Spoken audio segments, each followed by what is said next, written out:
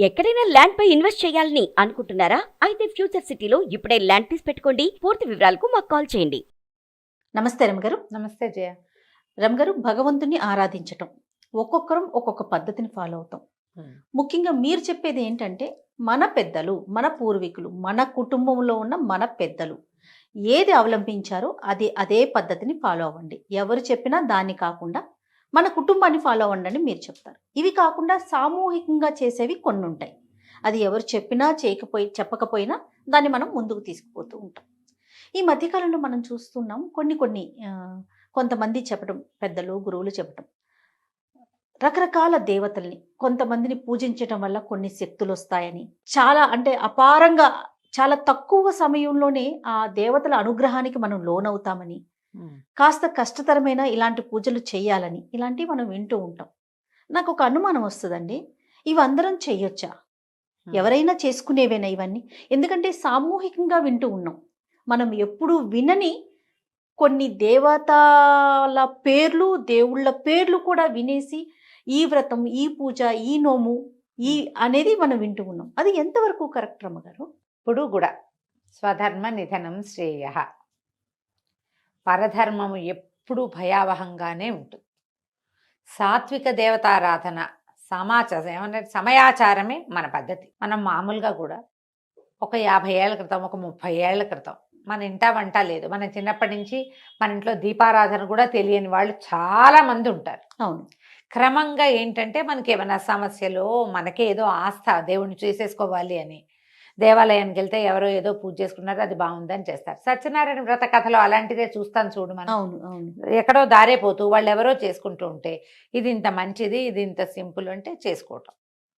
ఒకళ్ళని చూసి ఒకళ్ళు నేర్చుకున్నారనే సత్యనారాయణ వ్రత కథ మనం ప్రతి పెళ్లిలోనూ, ప్రతి గృహప్రవేశంలోనూ వింటామా? అవునండి. ఈ కార్తీక మాసం అయితే ఎన్నిసార్లు ఎంతమంది ఇళ్లలోకి వెళ్తామో ప్రసాదం తెచ్చుకోవటానికి. ఇది పాయింట్. కాకపోతే సాత్వికమైన దేవతల ఆరాధన ఎవరి దగ్గరైనా చూసి విని కాదు, వినిలేదు. సత్యనారాయణ వ్రతంలో ఆ దేవతార్చనని చూసి ఆ తీర్థప్రసాదం స్వీకరించి ఈ స్వామికి నేను కూడా చేస్తానని చెప్పుకున్నారు. మీరు కూడా చూడాలి, తెలుసుకోవాలి, అప్పుడు ఏదైనా చేసుకోవచ్చు. ఇక్కడ సాత్వికం అనేది ఒకటి ఉంది. సాత్వికమైన దైవం అనేది ఒకటి ఉంది. మనకి సాత్విక దైవాలు సాధారణంగా విష్ణువు, లక్ష్మి, మన దసరాలో అమ్మవారు ఏదైనా చదువుకోవచ్చు, చేసుకోవచ్చు. దీంట్లో ఎక్కువ బలవత్తరమైన శక్తుల గురించి దశమహావిద్యలు చెప్తారు. తర్వాత మనం ఎప్పుడు చేసుకునేవి రెండు నవరాత్రులు. ఒకటి వసంత నవరాత్రులు, రెండోది శరణ్-నవరాత్రులు. ఇటీవల కొంతకాలంగా యూట్యూబ్లో, మన ఫేస్బుక్లో అన్ని ఏమనాలి దాన్ని, సోషల్ మీడియాలో ప్రఖ్యాతంగా చెప్తున్నది వారాహి నవరాత్రులు, శ్యామల నవరాత్రులు. మీరు నాతోటి కూడా చెప్పించారు. శ్యామల కానీ వారాహి కానీ ఈ సమయాలు మంచివి కాబట్టి ఏదైనా చదువుకోండి అంతే, ఆరాధనలోకి దిగద్దు. నేను చెప్పే కదా ఆ మాట. అవునవును. క్లియర్ గానే. అవును. మీరు అవి చేయకపోయినా నష్టం లేదు.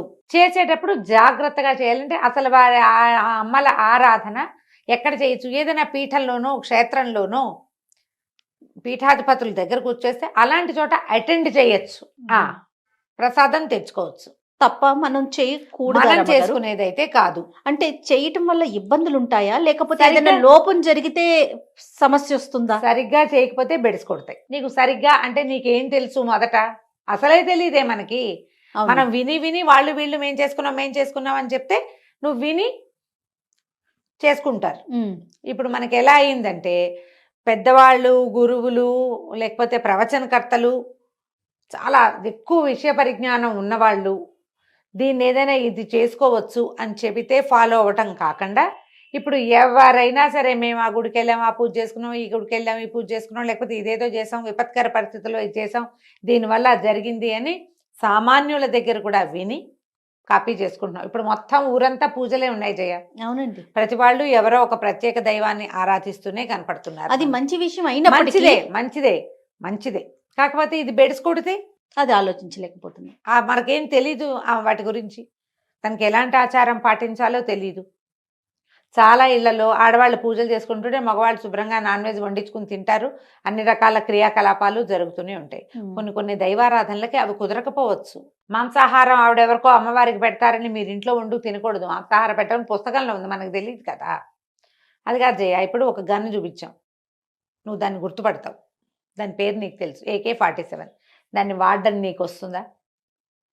వాడెవడో ఒకడు ఇది AK-47 నేను ఎప్పటి నుంచో చిన్నప్పటి నుంచి వాడుతున్నాను, నాకు చాలా బాగుంది అని చెప్తే నువ్వు కొంటావా దాన్ని? కొనం కదా, ప్రమాదం అది. అవునా? ఇప్పుడు ఒక బాంబు తయారు చేయటం, బాంబులు తయారు చేశారు, నాలాంటి మామూలు వాళ్ళని తీసుకెళ్తే దాన్ని మనం వాడగలమా? లేదు. చూసి ఊరుకోవాలి. కరెక్ట్ నమ్మగారు. ఇవి కూడా అంతేనమ్మా.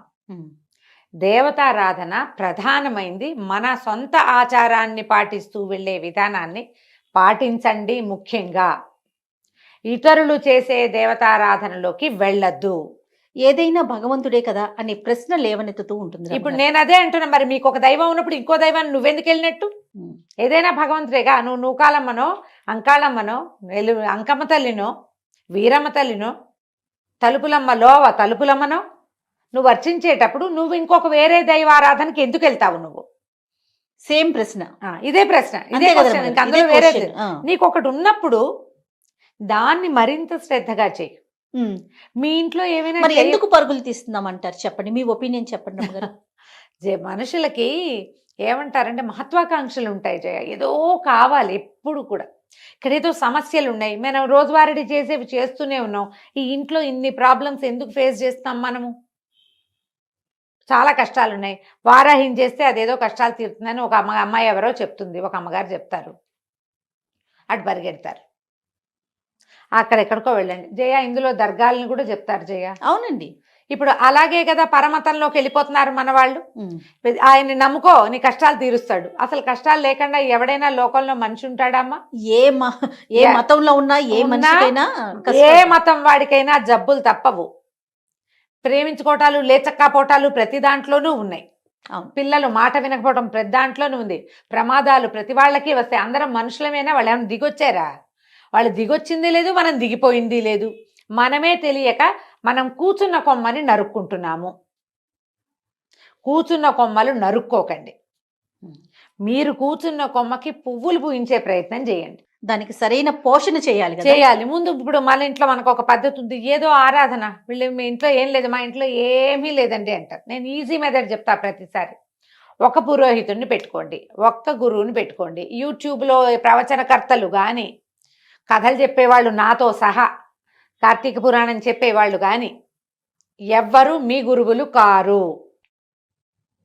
గురువు అంటే మీ అమ్మా నాన్నలాగా మీ కష్టం సుఖం మోసేవాడు. నేనేదో కూర్చుని తీర్పుగా చెబితే నన్ను ఫాలో అవ్వటం పొరపాటు. ఇక్కడ ఇలా ఉంది విషయం వరకు తీసుకోమంటున్నారు. అంతే తీసుకోవాలి. ఇందులో అద్భుతమైన పేరున్న మహానుభావులు, ప్రాతస్మరణీయులు, పొద్దున్నే వాళ్ళని తలుచుకోవాల్సిన వాళ్ళని కూడా గురువు గారని మీరు అనకూడదు, అనుకోకూడదు. మంచి మాటలు చెప్పేవాళ్ళు మంచి మాటలు చెప్పేవాళ్లే, గురువు కాదు. గురువు నిన్ను సరైన దారిలో నడిపించేవాడు. నువ్వు చేసిన తప్పుని తనదిగా తన మీద వేసుకునేవాడు. ప్రవచనకర్తల్ని ఆధ్యాత్మిక గురువులుగా మీరు అనుకున్నారనుకోండి, పోనీ ఉండండి అలాగే, వాళ్ళు చెప్పిందే. అలా ఉండరు. మీరు ఆ గురువుని వింటారు, ఈ గురువుని వింటారు, ఇంకో గురువుని వింటారు, మధ్యలో నాబొట్టి పెద్దకాయలను కూడా వింటారు. ఇన్ని కలిపి ఇంత కన్ఫ్యూజన్కి ఎందుకు వెళ్తారు చెప్పు? ఇది పొరపాటు కాదు, పొరపాటేనా? మీరు ఏదైనా ఒక దేవతారాధన చేయదలుచుకుంటే దానికి తగిన మంత్రము, విధానము, ఆచారము అవేమి లేవండి. పూజ చేసుకుంటే చాలు. ఏం మాటమ్మా అది? అవేం చేయక్కర్లేదు, ఇది చేస్తే చాలు. అన్నం ఒకటే చాలా నీకు? కూర, పప్పు, చారు, పెరుగు వద్దా? ఖచ్చితంగా కావాలి కదా. ఇవన్నీ ఉంటేగా. పోనీ ఒక్క రోజైతే తినగలుగుతామేమో. ప్రతిరోజు తింటావా నువ్వు? ప్రతిరోజు తినలేం కదా. తినలేవు కదా. ఎందుకు ఆ పని చేయాలి? నాకు ప్రతిసారి ఫోన్లు నాకు వచ్చే ప్రశ్నల మీద నాకు ఎప్పుడు అలాగే అనిపిస్తుంది. వీళ్ళు ఎందుకు ఇవేవో పెట్టుకుంటారు? కేకలిస్తా కొంతమందిని చేయ. నా దగ్గర హార్ష్ వర్డ్స్ వినేవాళ్ళు చాలా మందే ఉంటారు. ఎందుకమ్మా ఇవన్నీ చేస్తారు అనవసరంగా? కాంప్లికేషన్స్ కదా. ఎందుకు వచ్చిన కాంప్లికేషను, ఎందుకు వచ్చిన టెన్షను? చాలా ఒక భ్రమ కింద. ఇది వరకు సంతోషమాతది ఒక భ్రమ కింద ఉండేది. మంగళవారం ఏమంటారు, రాహుకాల దీపాలు భ్రమలుగా ఉండేవి. ఇప్పుడు 7 శనివారాల వ్రతము, 16 శనివారాల వ్రతాలు, తర్వాత ఏమో ఇంకేమిటి, ఇప్పుడు వారాహి రేపు వచ్చేస్తుంది. శ్యామల 2-3 నెలల్లో శ్యామల. వారాహి చాలా అద్భుతమైన దేవత. మనకి కంచి దేవాలయంలో కూడా కనపడుతుంది అమ్మవారు. అమ్మవారితో పాటు బయట ఆ సన్నిధిలో కనపడతారు. ఎందుకంటే ఆవిడ సర్వసైన్యాధ్యక్షురాలుగా ఉంటుంది, మంత్రినిగా ఉంటుంది. అమ్మవారికి సమీపంలో ఉంటుంది. ఈవిడ చూసి దండం పెట్టి ఆవిడని కూడా చూసి దండం పెట్టి వెళ్ళిపోవాలి. ఓకే. అంతకంటే లాక్కూడదు. కేవలం ఏదైనా సరే ఇప్పుడు ప్రధానమైనది మనకి తెలీదు, మనం వినలేదు, ముందు మనకి తెలీదు. మనకి పాపులర్ అవ్వడానికి ఏదో ఒక కొత్త విషయం కావాలి కదా ఎప్పటికప్పుడు. అంతే కదండి. ప్రతిసారి ఏమిటి మన ఎవరో అడిగారు కార్తీక పురాణం ఏంటండి, అదే చెప్పారు. అది కాకపోతే ఇంకో కార్తీకం ఎక్కడి నుంచి దానమ్మా నేను ఎక్కడి నుంచి వస్తుంది? అవి కూడా 2 పుస్తకాలు ఉన్నాయి మన దగ్గర. ఓసారి ఆసావత్స పుస్తకం కథలు ఇంచుమించుగా అటు ఇటుగా అవే కథలు. శాస్త్రాన్ని మార్చలేం కదా దాన్ని ఎట్లా మారుస్తాం? నీకు ఏటా ఒకటే పండగ, ఈ పండగకి అధిదైవం ఈయనే ఉంటాడా, ఆయనే ఉంటాడా, ఆవిడే ఉంటుంది. అంతే కదా. వాళ్ళని ఎట్లా మారుస్తాం? మహా అయితే కట్టే చీరల రంగులు, వస్త్రాల రంగులు మారుస్తాం. ప్రతిసారి పాయసమైన పండక్కి అని మానేసి ఏం చేస్తావు నువ్వు? ఏమైనా సూపులు అవి చేసి పెడతావు? టమాటా సూపు, బంగాళదుంపల సూపును పెట్టం కదా. సొంత విధానంలో ఉండండి. ఈ దశమహావిద్యల్ని వాటిని దేవాలయాల్లో కనపడితే అక్కడ దండం పెట్టుకోండి. ఒక మఠంలో కానీ, ఒక పీఠంలో, శంకర మఠాల్లో కానీ, ఏదైనా పీఠాల్లో కానీ నిజంగా అంత ఇబ్బంది ఉంటుందా రమ్మగారు? ఉంటుంది జయ. ఎందుకంటే ప్రత్యేకించి దీని గురించి మీరు ఒక టాపిక్ కింద మాట్లాడుతున్నారు అంటే నేను వింటున్నా చాలా మంది దగ్గర నుంచి ప్రశ్నలు. నాకు ఆ ప్రశ్నలు విన్నప్పుడల్లా అనిపిస్తుంది, జనం అంతా ఇలాగే పోతున్నారా ఏమిట్రా దేవుడా. సులువుగా సాధ్యపడేవాడు వెంకటేశ్వర స్వామి ఉన్నాడమ్మా. తలుచుకుంటే చాలు కదా. తలుచుకుంటే చాలు, చిన్న కోరికను కూడా తీరుస్తాడని అసలు ఆ వెంకటాచల మహత్యంలో ఎంత క్లియర్గా చెప్తారో. ఆయన మాట్లాడ్డంతే. మన పక్కన మన పెద్ద మనిషి 10 అడుగుల ఎత్తున్న మన పెద్దన్నయ్య మనతో పాటే ఉంటే అడిగి ఏదైనా చేయించుకోగలం మనం. మొక్కు ఎంత చిన్న మొక్కు తీసుకున్నా నీకు కావలసిన వరం ఇచ్చేవాడు కలియుగ దైవం ఉన్నప్పుడు ఎందుకు వచ్చిన పరుగులు పెడతారు? మళ్ళా ఏదైనా పిండి దీపారాధన అనగానే పిండి దీపం ఎలా చేయాలి అనేది ఒక 25-30 వీడియోలు, దానికి బొట్టెట్టి, కాటికెట్టి, పసుపు రాసి, ఏమిటో చేసి, అందంగా అలంకరించి, దాని నిండా బంతి పువ్వులు పోసి, ఏంటమ్మా అలా చేస్తేనే నా పూజ? అదే నా పూజ? అవేనా దీపాలు చేయాల్సిన నిజమైన విధానం? అదేనా? ఎవరు చెప్పారు మీకు? బ్యూటిఫికేషన్ చేస్తున్నారు మీరు. దీపావళికి వాకిట్లో దీపాలు పెట్టినట్టు కాదమ్మా. ఈ ఏర్పాట్ల బదులు మీరు వెంకటేశ్వర స్తోత్రం ఏదైనా నోటికి నేర్చుకుని చదువుకోండి, చేయండి. అదైనా ఓం నమో వెంకటేశాయ అనండి, తప్పులు లేకుండా. వెంకటేశా అనకంటే శా అనండి. సరిగ్గా ఒక్క నామం ఉచ్చరించండి. ఆ రోజున ఎవరితోటి పోట్లాడకండి. చేతొచ్చిన పిండి దీపం పెట్టుకోండి అమ్మా. పిండి దీపాలని ఫోటోలు తీసి యూట్యూబ్లో పెట్టక్కర్లా, ఫేస్బుక్లో పెట్టక్కర్లా, లోపల పెట్టుకోండి. కరెక్ట్ రమ్మగారు, లోపల పెట్టండి. అసలు విచిత్రంగా ఉంటుంది. ఏ పిండి దీపం ఎలా పెట్టాలి కానీ 30 వీడియోలు. దానికి నామం పెట్టాలి. నామం పెట్టి అంటిస్తావు నువ్వు, తప్పు కాదు.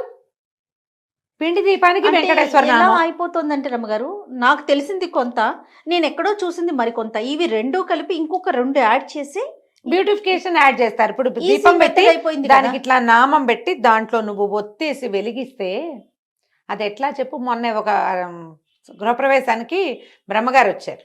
ఆయన అంటారు, అమ్మాయి కామాక్షి దీపం కాదమ్మా అందులో పెడతావు. వాళ్ళు ఏమైందంటే చెప్తాను నేను నా సంగతి. ఎవరో ఈ మ్యారేజెస్కి వాటికి గిఫ్ట్స్ ఇస్తారు కదా, శంఖచక్రాలున్న దీపపు కుందులు ఇచ్చారు. అవును రమ్మగారు, నా దగ్గరికి కూడా వచ్చినాయా? చేసిన పాపని చెప్తే పోతుంది. ఆ దీపాలు చాలా నచ్చినాయి నాకు. దీపం నెయ్యి పోసి వెలిగించాం. వెలిగిస్తే మా అక్కయ్య వెనకాల నుంచి అబ్బాయి ఎంతో బాగున్నాయి అని అనగానే ఆయన అన్నారు, ఏమిటమ్మా నామాలని వేడి ఇలా కాలిస్తే ఎట్లా, తప్పు కాదు. నాకు అప్పుడు వెలిగింది, అవును ఇది చేయకూడని పని. ఆ వేడి తగలదు స్వామికి, ఎందుకు ఆ పని? హాయిగా ఖాళీగా ఉన్న దీపంలో పెట్టుకోవచ్చు కదా. ఈ అందానికి పెట్టుకోండి, వీటిని వెలిగించదా.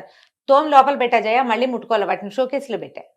నిజమే కదా. నాకు అదే అనిపించింది. అప్పుడు కామాక్షి కుందు గురించి ఆయన అదే చెప్తున్నారు. వాళ్ళు ఎవరో చేశారని అదొక వెర్రి కింద తయారైందమ్మా. ఈ కామాక్షి కుందు మీద వీడియోలు ఉన్నాయి, మనం కూడా చెప్పాం. ఇప్పుడు అమ్మవారికి ముఖానికి దగ్గరగా దీపం, తులసి దగ్గర దీపం పెట్టద్దని చెప్పాను నేను, గుర్తుంది కదా. అవునండి, అలాంటిదే ఇది కూడా. ఆమె చక్కగా ప్రతిమా విశేషం చేసి ఆమె మీద నుంచి దీపం పెడితే అది ఎట్లా పనికి వస్తుంది. ఇప్పుడు నువ్వు పేపర్లు ఎత్తుతున్నావు, ఈ పేపర్లలో ఒక వినాయకుడి బొమ్మ ఉన్న పాంప్లెట్ వచ్చింది, అందులోకి చెత్త ఊడుస్తావా నువ్వు? ఊడ్చాం కదా. తప్పు అది. మన భారతదేశం అంతా ఈ పచ్చిపాపాలతోటి కుళ్ళిపోయింది అన్నారు ఆయన.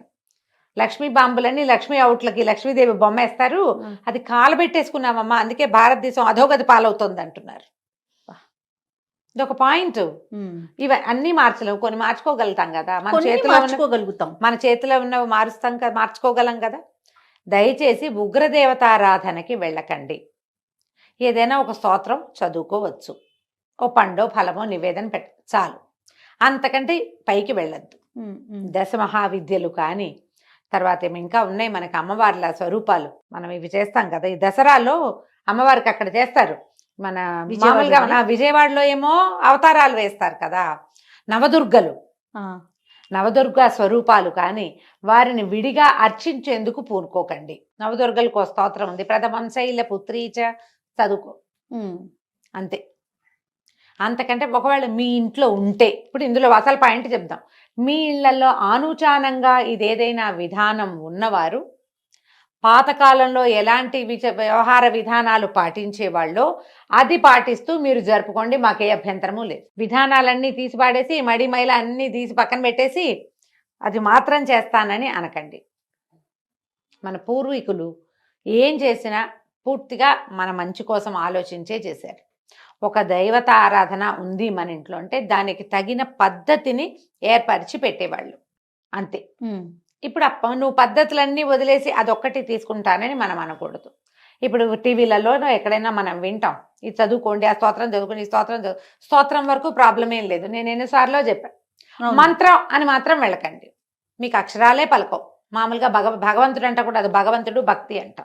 మీరు ఎప్పుడు అనరో అక్కడ రావాల్సిన భావం రాదు. లోపల ఉండాలంటే కృష్ణారామ అనుకోండి, తేలిగ్గా ఉంటాయి. ఈ పెద్ద పెద్ద వాటికి ఎందుకు వెళ్తాము, అనవసరం కదా. కాదు రమ్మగారు, ఇంకొకటి వింటూ ఉంటాం, పలికేవన్నీ తప్పులు పలికేసి భగవంతుడికి అవన్నీ పర్వాలేదు, మన లోపల మనసులో భావన ఉండాలి అంటారు. నువ్వు అసలు తప్పు పలకటం ఎందుకు, మనసులో భావన అదొకటి అనిపిస్తా ఉంటుంది. ఎప్పుడు నేను ఒకటే చెప్తా జయ, ఈ ప్రశ్న నేను 5-6 సార్లు ఎదుర్కొన్నా. నేను ఒకటి క్లియర్గా చెప్తా, నీకు భావమే ముఖ్యమైతే స్తోత్రానికి ఎందుకు వెళ్ళావు నువ్వు? దేవుడా దేవుడా దేవుడా దేవుడా దేవుడా దేవుడా దేవుడా అనుకో, అయిపోయిందిగా. ఎందుకు స్తోత్రానికి వెళ్ళావు? అందులో ఏదో ఉందని వెళ్ళావు. ఉందన్నప్పుడు దాన్ని సరిగ్గా ఉంచు. ఉందనుకున్నప్పుడు సరిగ్గా ఉంచాలి. నువ్వు అద్దం చూసావు, అద్దం చూసుకున్నావు, దిద్దుకోవడానికే కాదా? అంతే కదా, మొహం దిద్దుకోవడానికి చూస్తావు అద్దం, సరిచేయి దాన్ని. అద్దం చూసుకునేది ఎందుకు?